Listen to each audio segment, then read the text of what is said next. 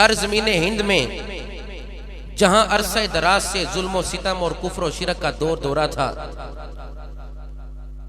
اور ظلم و ستم کی فضا قائم ہو چکی تھی، ہند کے شہر میں لوگ اخلاقیات اور کردار کی خوبصورت فضا سے دور تھے۔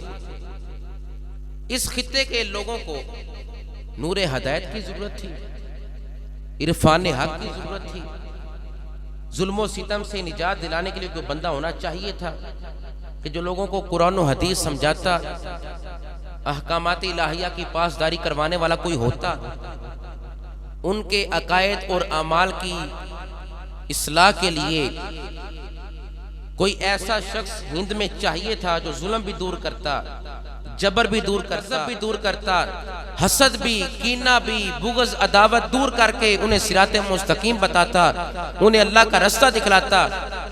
تو اللہ رب العزت نے اس ہند کی زمین میں سنجر علاقے میں خواجہ خواجگاں خواجہ معین الدین چشتی اجمیری کو بھیجا۔ اللہ کی عطا سے، آقا علیہ السلام کی عطا سے میرے معین الدین چشتی اجمیری نے ہند کے رہنے والوں کی کایا ہی نہیں پلٹی، بلکہ ہند میں رہنے والا بچہ معین الدین چشتی اجمیری کا مرید اور غلام بن چکا تھا۔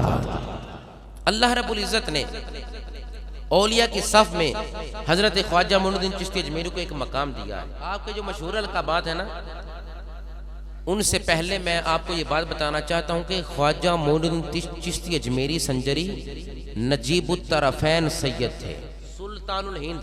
حضور نے خود اپنی زبان سے روضہ انور سے آواز تو سلطان الہند ہے، یہ حضور نے عطا فرمایا۔ کب عطا فرمایا؟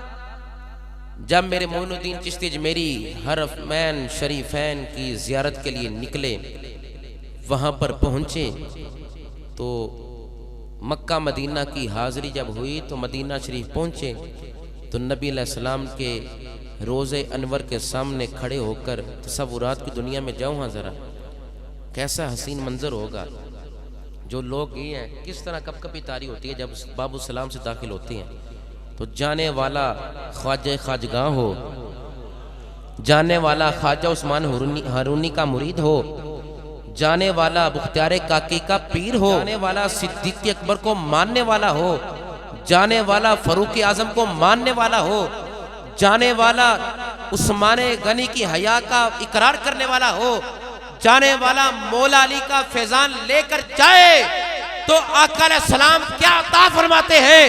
فرمایا معین الدین آج کے بعد سلطان الہند۔ کون؟ میرے خواجہ معین الدین چشتی اجمیری سنجری، عطائے رسول خواجہ خواجگاں خواجہ معین الدین چشتی اجمیری ایک باغ میں بیٹھے تھے۔ ولی جہاں بھی بیٹھتے ہیں نا وہاں رب کی عبادت کرتا۔ میرے خواجہ معین الدین چشتی اجمیری سنجری آپ ایک باغ میں بیٹھے اللہ کی عبادت کر رہے تھے۔ عبادت کرتے کرتے آپ رکوع و سجود کر کے فارغ ہوئے، بیٹھ کر تسبیح و تحلیل کرنے لگے، اللہ اللہ کرنے لگے ایک باغ میں بیٹھ کر۔ تو ایک درویش آئے، ان کا نام تھا ابراہیم کندوری۔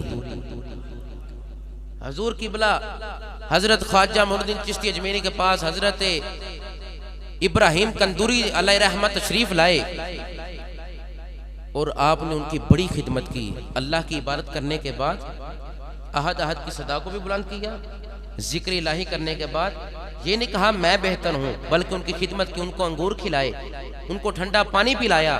کس نے؟ معین الدین چشتی اجمیری نے پانی پلایا، ان کو ان کی خدمت کی۔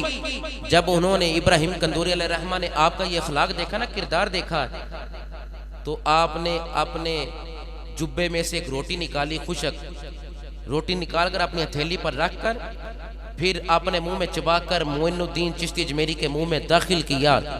حضرت خواجہ معین الدین چشتی اجمیری نے حضرت ابراہیم کندوری علیہ رحمہ کی اس روٹی کو، چبائی ہوئی روٹی کو اپنے منہ میں رکھا تو خواجہ معین الدین چشتی اجمیری فرماتے ہیں میرے دل سے جو دنیا کی محبت تھوڑی تھی نا وہ بھی نکل گئی، خالصتاً دین کی محبت میرے اندر آ گئی۔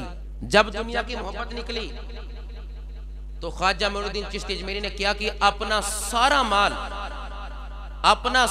مال غربا اور مساکین میں تقسیم کر دیا، پاس کچھ نہ رکھا، کیونکہ دنیا کی محبت جو نکل چکی تھی۔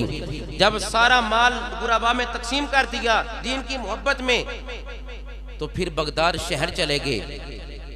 جب بغداد پہنچے نا وہاں سے، کیونکہ دنیا کی محبت نکل چکی تھی، خواجہ معین الدین چشتی اجمیری بغداد حضرت جنید بغدادی کی مسجد میں پہنچے۔ وہاں پر خواجہ عثمان ہرونی سے ملاقات ہوئی، آپ کے دست اقدس پر بیعت کی، آپ کو پیر و مرشد ماننا۔ پھر بغداد سے میرے خواجہ معین الدین چشتی اجمیری چلتے چلتے حضور غوث ثقلین رضی اللہ تعالیٰ عنہ آپ کے مزار پر پہنچے۔ حضور غوث ثقلین آپ فرمانے لگے، نبی علیہ السلام نے تو تمہیں سلطان الہند کا لقب عطا فرمایا ہے، تو ہند میں چلا جا، یہاں کیا کر رہا ہے؟ ہند میں جا کر وہاں پر تبلیغ کر۔ اتقوا فراست المومن فإنہ ینظر بنور اللہ۔ حضور غوث پاک بغداد میں بیٹھے ہیں، معین الدین چشتی اجمیری کو حضور نے پہلے ہی، کتنے ایام پہلے ہی حاضری کے موقع پر سلطان الہند کا لقب عطا فرمایا۔ میں نے کہا جو غوث خواجہ معین الدین چشتی اجمیری کا وہ لقب یاد رکھ سکتا ہے، جو غوث الثقلین 11ویں والے پیر خواجہ معین الدین چشتی اجمیری کو ملا ہوا مصطفیٰ کا وہ لقب یاد رکھ سکتا ہے، وہ بغداد شہر میں بیٹھ کر اپنے غلاموں کی فریاد بھی سن سکتا ہے، ان کی دعاؤں کو بھی قبول فرما سکتا ہے۔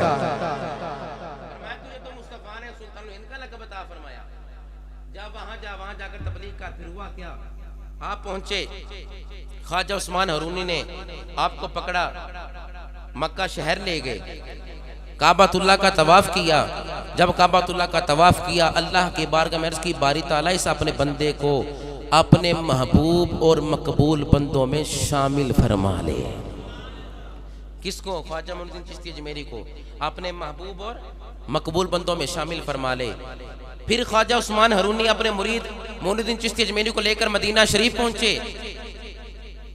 جب مدینہ شریف پہنچے نا، تو جا کر خواجہ عثمان ہرونی عرض کرتے ہیں، سلام لینے کے بعد عرض کرتے ہیں، یہ غلام حاضر ہیں،